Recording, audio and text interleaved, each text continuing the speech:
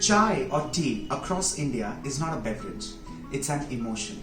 Well, every state, every home has its own peculiarity, its own specialty, its own twist, its own touch while making chai or while making tea. Well, this one is a traditional tea which is called the Kashmiri Kahwa. Hey guys, it's me, the Bombay Chef Varun, and welcome to Rajshri Food. Today's recipe, Kashmiri Kahwa. Let's begin. Well, for the uninitiated, the Kashmiri Kahwa recipe, which is a traditional recipe, is possibly one of the richest recipes of a chai. It is rich, it is flavorful, it is tasty. And trust me, when I say it is rich, it does not use any of these dairy components which otherwise richness is generally associated with. It does not have milk, it does not have cream, it does not have khoya. Yes, there are some recipes of chai which also use mawa or khoya. It does not have any creamer or milk powder. Let's see how this is made. First things first, let's light the flame. Let's add in water.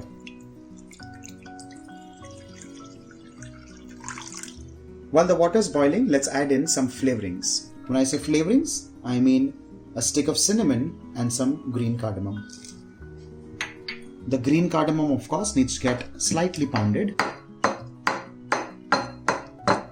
And the cinnamon stick, just give it one bash. Let's add all of this into the water which is just about to get boiled. And along with this, I'm also going to add in some strands of saffron. Time to add in some green tea leaves. And along with this, some rose petals. Allow this mixture to roll boil for at least 5 to 7 minutes. Roughly pounding the spices and kind of brewing this is one of the most important steps while making this. While I have used cinnamon, cardamom and saffron, yes, saffron is also a spice, there are also homes in Kashmir that add in cloves, but the choice is completely yours. This is my way of making it. This is my favorite decoction for a Kashmiri Kahwa, but by all means, you can go in and throw in a few cloves. The choice is yours. The decoction is done and ready. It's well brewed, it's smelling good, it's flavorful, it's also very tasty and fragrant. Time to sweeten this. Now to sweeten this, traditionally of course, you add in sugar. There are also homes that have moved in or transcended into addition of honey. Now the sweetener can be chosen by you. Choose regular sugar, brown sugar, jaggery, jaggery powder, jaggery liquid, honey, maple or any of these artificial sweeteners. Choice in this case is also completely yours.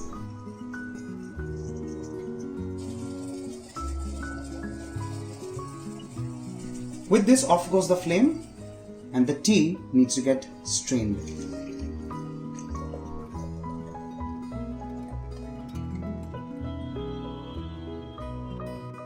Now here comes the moment of truth. Let's add in sliced almonds in each cup, of course. Along with this, a few strands of saffron and just a little touch of rose petals. Pour the kahwa, the decoction.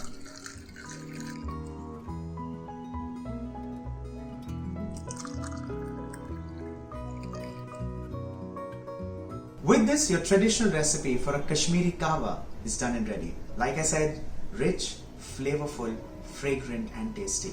Now this recipe is for you to impress your family and your friends. On that note, stay tuned for more such quick, simple and easy recipes only on Rajshri Food. Bye for now.